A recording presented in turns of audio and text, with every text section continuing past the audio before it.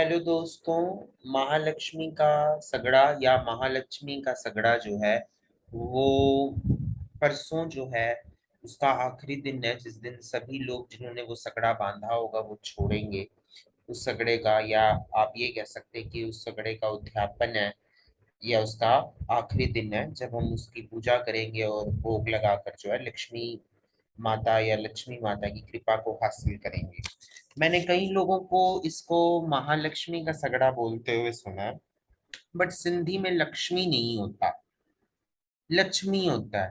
तो एक्चुअली में तो उसे महालक्ष्मी कहना चाहिए, महालक्ष्मी का सगड़ा या महालक्ष्मी है जो सगड़ो।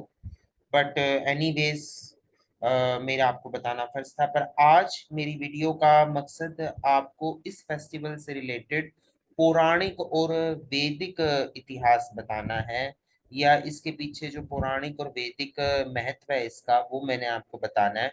क्योंकि कई लोगों का ऐसा कहना है कि कई लोग ऐसे मानते हैं कि एक फेस्टिवल एक लोक विश्वास के आधार पर फेस्टिवल बनाया जा रहा है ये पर्व, और इसका कोई वैदिक या पौराणिक महत्व नहीं है। बट ऐसा नहीं है, इसका वैदिक और पौराणिक महत्व भी है।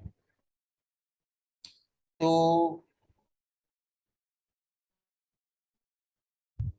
मैं वो आपके साथ आज इस वीडियो में शेयर करने जा रहा हूँ। तो उम्मीद है आपको ये इंफॉर्मेशन अच्छी लगे।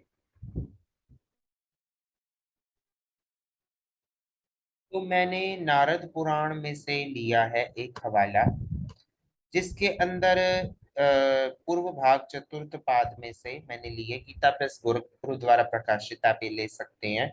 संक्षिप्त नारद पुराण है। इसमें 12 महीनों के अष्टमी संबंधी व्रतों के विधि और महिमा के पाठ के अंतर्गत इसमें भाद्रपद शुक्ला अष्टमी को के दिन 3 व्रतों का वर्णन किया गया है। एक राधा व्रत, एक दुर्वाष्टमी व्रत और एक ज्येष्ठ लक्ष्मी अष्टमी व्रत। इसमें देखिए यहाँ लिखा हुआ है कि ये 16 दिन तक का महालक्ष्मी व्रत बताया गया है। मैंने अंडरलाइन किया हुआ है, आप ध्यान से देखिए। उसके बाद इसमें ये भी बताया कि ऐसा कहकर दाहिने हाथ में 16 तंतु और 16 गांठों से युक्त डोरा बांध लें। हम भी इसी तरीके से डोरा बनाते और उसको बांधते, जिसको हम सगड़ा बोलते हैं सिंधी में। और उसके बाद ये पूजा का क्रम अश्विन कृष्ण अष्टमी तक चलाता रहे। व्रत और जाने के पर इसका उद्यापन करें। नीचे आकर देखिए आप, प्रत्येक वस्तु 16 की संख्या में हो, इसलिए हम 16 तीतर बनाते हैं और 16 ही मीठी लोले या आप मानिया कह सकते हो बनाते हैं। तो ये एक पौराणिक विश्वास के आधार पर ही परंपरा है। तो ये परंपरा अति प्राचीन है। इस परंपरा का उल्लेख मुझे और भी जगह पे मिला, वो मैं आपके साथ दिखा रहा हूँ। अब ये एक मैंने एक पुस्तक से लिया है। इस पुस्तक के अंदर ये महाराजा युधिष्ठिर के वनवास के दौरान की कहानी को बता रहे हैं, जब उन्होंने श्री कृष्ण से प्रश्न किया कि आप एक ऐसा व्रत बतलाइए जिससे मुझे राज्यादि प्राप्त हो। तो इसमें भी उस व्रत के बारे में बताया गया है।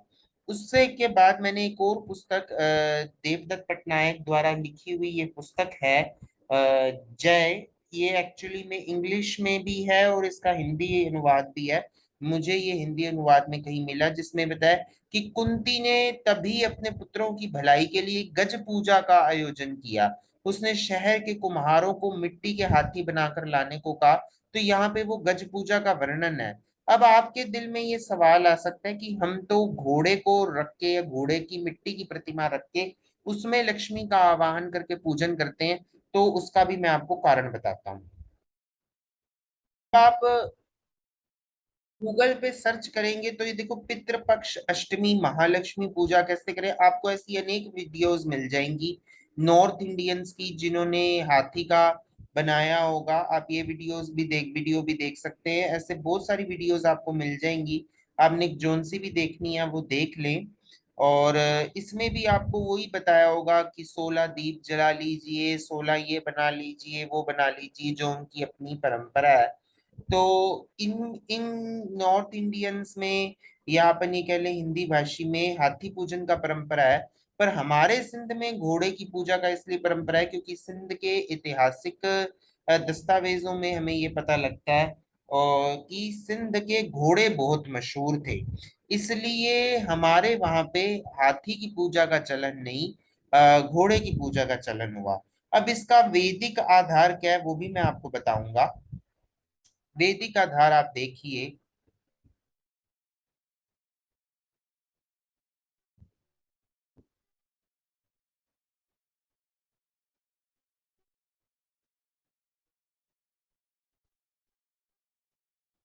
तो श्री सुक्तम का ये एक श्लोक है। यहाँ शायद 3 नंबर लिखा है, ये शायद 13 नंबर श्लोक है, आप चेक कर सकते हैं गूगल पे भी। अश्वपूर्वाम रथ मध्याम हस्तिनाद प्रमोदिनीम श्रियम देवी वै शरीरमा देवी जुष्टाम। जिन देवी के आगे घोड़े तथा उनके पीछे रथ रहते हैं तथा जो हस्तिनाद को सुनकर प्रमुदित होती हैं, मैं उन्हीं श्री देवी का आवाहन करता हूँ, लक्ष्मी देवी मुझे प्राप्त हो।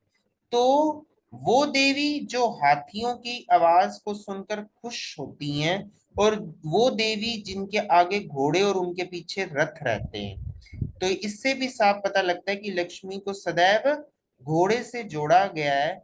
और इसका ये सबसे बड़ा प्रमाण है कि वेदों का ही वेद ऋग्वेद में से ही श्री सूक्त लिया गया है, और श्री सूक्त के अंदर ही ये श्लोक है। तो इससे साफ पता लगता है कि जो है हमारा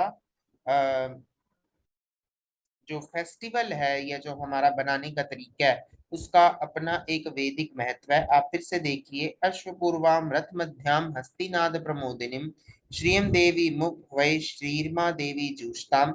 जिन देवी के आगे घोड़े तथा उनके पीछे रथ रहते हैं तथा जो हस्तिनाद को सुनकर प्रमुदित होती हैं, उन्हीं श्री देवी का मैं आवाहन करता हूँ, लक्ष्मी देवी मुझे प्राप्त हो। तो इससे हम ये भी दिखा सकते हैं कि गजलक्ष्मी स्वरूप की पूजा नॉर्थ इंडिया में प्रचलित है, पर सिंध में हमेशा वीर लक्ष्मी स्वरूप की पूजा की जाती थी।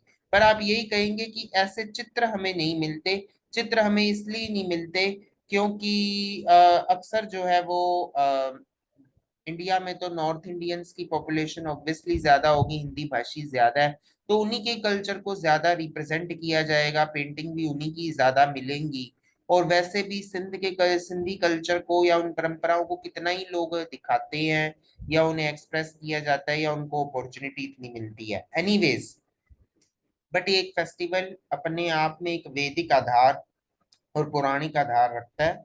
मेरे आपको यही बताना मेरा मकसद था। अगर आपको ऐसी इंफॉर्मेशन और चाहिए तो आप प्लीज कमेंट बॉक्स में लिखिए, और अगर आपको मेरा ये एफर्ट अच्छा लगा तो प्लीज लाइक करें, शेयर करें, सब्सक्राइब करें मेरे चैनल को जिसका नाम है सिंधी बनेसिया।